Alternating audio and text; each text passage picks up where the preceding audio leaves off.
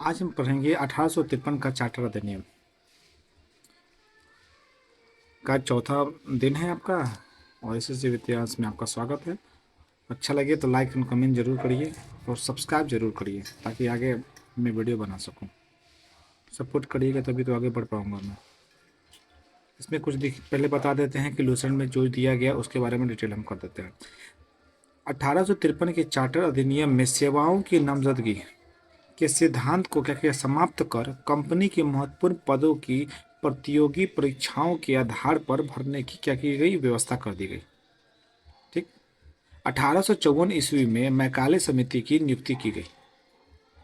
अब 1854 की मैकाले समिति नियुक्ति की गई तो बिल्कुल है कि इसके जो अध्यक्ष होंगे वो मैकाले होंगे। आगे, गवर्नर जनरल की परिषद के विधायी एवं प्रशासनिक कार्यों का कर दिया गया, अलग कर दिया गया। और 1853 के अधिनियम के तहत क्या किया गया, परिषद में 6 नए पार्षद जोड़े गए जिसे क्या कहा गया, विधान पार्षद कहा गया। और कुछ इंपॉर्टेंट नोट्स जो लूसेंट में ना दिया गया वो आपको मैं बताता हूँ। चलिए आगे देखते हैं जो लूसेंट में नहीं दिया गया है। और इतना तक तभी आपको सही लग रहा है तो कृपया लाइक एंड सब्सक्राइब जरूर करें एसएससी विद इतिहास के यूट्यूब चैनल को। तो 1853 के चार्टर एक्ट में कुछ चीज़ें हैं जो आपको जाननी बहुत ज़रूरी है। जैसे कि उस समय 1853 के चार्टर एक्ट के समय लॉर्ड डलहौजी भारत के गवर्नर जनरल था। लॉर्ड डलहौजी भारत का गवर्नर जनरल था। और इस एक्ट में अन्य दो कारण, इस एक्ट के कारण क्या थे, अन्य दो कारण क्या थे। एक तो पहला कारण था 1853 के चार्टर एक्ट लाने का राजा राममोहन राय की इंग्लैंड यात्रा, और दूसरा बॉम्बे तथा मद्रास नेटिव एसोसिएशन द्वारा सरकार पर दबाव। यही दो मुख्य कारण थे जिसका 1853 का चार्टर एक्ट लाया गया था। आगे देखते हैं।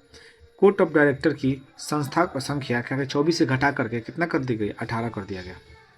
कोर्ट ऑफ डायरेक्टर की संख्या को 24 से घटा करके आपको 18 कर दिया गया। गवर्नर जनरल की परिषद के विधायी एवं प्रशासनिक कार्य को क्या कर दिया गया, अलग कर दिया गया। अब विधायी कार्य कोई और करेगा, प्रशासनिक कार्य कोई और करेगा। गवर्नर जनरल की परिषद में विधायी और प्रशासनिक कार्य को अलग कर दिया गया। आगे, गवर्नर जनरल को बंगाल के प्रशासनिक कार्यों से मुक्त कर दिया। गवर्नर जनरल को जो बंगाल के जो भी प्रशासनिक कार्य थे उसको वहां से मुक्त कर दिया। गवर्नर जनरल को बंगाल के प्रशासनिक कार्य अब गवर्नर जनरल नहीं देखेंगे।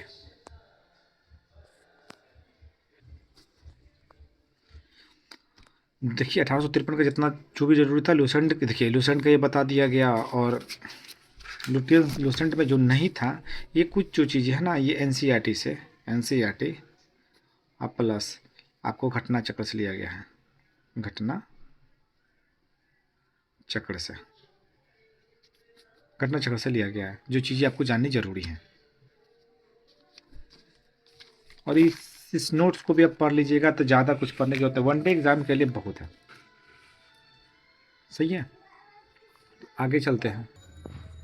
चलिए अब आगे चलते हैं। 1853 का चार्टर अधिनियम आपको समझा दे। टोटल इससे ज़्यादा कुछ है नहीं वनडे एग्जाम में। जैसे बिहार एसएससी हो गया, बीपीएससी एईडी हो गया, चाहे एसएससी हो गया, चाहे एसएससी जीडी हो गया। 1853 का जितना बताएं आपको उतना ही काफ़ी है, उससे ज़्यादा करने की जरूरत नहीं है, उतना ही कर लीजिए, बहुत है। अब आते हैं 1858 के भारत शासन अधिनियम। ये जितने भी दिए गए हैं यहाँ तक, ये टोटल दिए गए हैं आपके लूसेंट से। और ये कुछ जो चीज़ें हैं ये आपको लूसेंट में नहीं दिया गया, जो मैंने इसमें एडिशनल किया गया है, क्योंकि थंबनेल में आपको बता दिया गया है कि एडिशनल फैक्ट आपको बताया जाएगा जो एग्ज़ाम में आ सकते हैं। चलिए शुरुआत करते हैं। 1858 का भारत शासन अधिनियम। 1858 का भारत शासन अधिनियम है भारत का पहला, ये पहला अधिनियम है, भारत का पहला भारत शासन अधिनियम, भारत का पहला शासन अधिनियम। ठीक। अब बात इसमें देखिए 1858 के भारत शासन अधिनियम में क्या किया गया कि जब जो शासन था कंपनी के हाथों से लेकर के ब्रिटिश का उनके हाथों में दे दिया गया। कंपनी का जो भी शासन पहले 1858 से पहले यानी 1853 के चार्टर अधिनियम के समय पहले शासन था कंपनी के हाथों में, अब उस क्या किया गया ना, कंपनी के हाथों से लेकर के ब्रिटिश क्राउन के हाथों में दे दिया गया। ये नंबर क्लियर। बी पे आते हैं। भारत में मंत्री पद की व्यवस्था की गई। भारत में मंत्री पद की व्यवस्था की गई। अब आगे देखते हैं। 15 सदस्यों का भारत परिषद का सृजन किया गया। 15 सदस्यों का भारत परिषद का सृजन किया गया। नए 15 सदस्यों का भारत परिषद का सृजन किया गया। अब आगे देखते हैं बी पे क्या लिखा। भारतीय मामलों पर ब्रिटिश संसद का सीधा नियंत्रण रहेगा। यानी कहा कि जो भी भारत में मामले होते हैं उससे उसका सीधा नियंत्रण ब्रिटिश संसद के हाथों में होगा। आगे अब यहाँ 15 सदस्यों में जो था, इसमें कुछ चीज़ें हैं जो हमने आपको बताई नहीं, वो देख लीजिए। इसमें देखिए 15 सदस्यों में 8 ब्रिटिश सरकार के होंगे और 7 कंपनी के निदेशक मंडल के होंगे। टोटल 8 7 15। आगे देखते हैं। ब्रिटिश मंत्रिमंडल में नए पद भारत का राज्य सचिव का सृजन किया गया। ब्रिटिश मंत्रिमंडल में नए पद भारत के राज्य सचिव का नियंत्रण किया गया। और जो भारत के राज्य सचिव हैं वो ब्रिटिश संसद के प्रति उत्तरदायी होंगे। यानी कि जो भी कार्य करेंगे वो ब्रिटिश संसद को भी बताए हुए करेंगे, उसके प्रति उत्तरदायी होंगे। आगे देखते हैं। उस समय 1858 के अंदर भारत शासन अधिनियम क्या किया गया, बोर्ड ऑफ डायरेक्टर और बोर्ड ऑफ कंट्रोल को क्या किया गया, समाप्त कर दिया गया। बोर्ड ऑफ डायरेक्टर और बोर्ड ऑफ कंट्रोल को समाप्त कर दिया गया। आगे चलते हैं। और गवर्नर जनरल का क्या किया, नाम बदलकर वायसराय कर दिया गया। पहले गवर्नर 1853 के अधिनियम के चार्टर अधिनियम के समय गवर्नर जनरल हुआ करते थे, लेकिन 1858 के भारत शासन अधिनियम के द्वारा क्या किया, गवर्नर जनरल का नाम बदल दिया गया। अब बदल कर दिया गया वायसराय। तो बदल के वायसराय किया, वो तो अंतिम गवर्नर जनरल तो होंगे ही और नए वायसराय भी होंगे। उनका नाम देख लीजिए। लॉर्ड कानिंग जो थे वो अंतिम गवर्नर जनरल हुए, अंतिम गवर्नर जनरल हुए और प्रथम वायसराय भी लॉर्ड कानिंग हुए। इतनी जो चीज़ें थी सारी, ये टोटल उस में थी। अब आपको कुछ जानकारी जरूरी है, जो एडिशनल फैक्ट के उत्तर सबको जाना जरूरी है। तो आगे देखते हैं। 1857 के विद्रोह के बाद जो 1800 देखिएगा एग्जाम के समय कि देखिए 1853 का चार्टर अधिनियम और 1858 के अधिनियम में लगभग 5 साल का गैप है। उसी गैप क्यों गैप है इसका रीज़न देख लीजिए। 1857 के विद्रोह के बाद ये पारित हुआ था, तब 1858 का भारत शासन अधिनियम आया था। ठीक।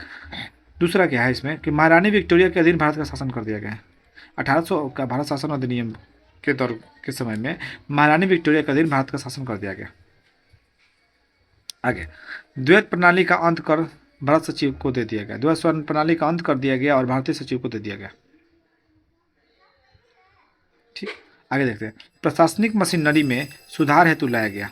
आखिरकार ये 1858 का भारत शासन अधिनियम क्यों लाया गया, प्रशासनिक जो भी मशीनरियाँ थी उसको सुधार हेतु भारत शासन अधिनियम 1858 का लाया गया। आगे और भारत परिषद के अध्यक्ष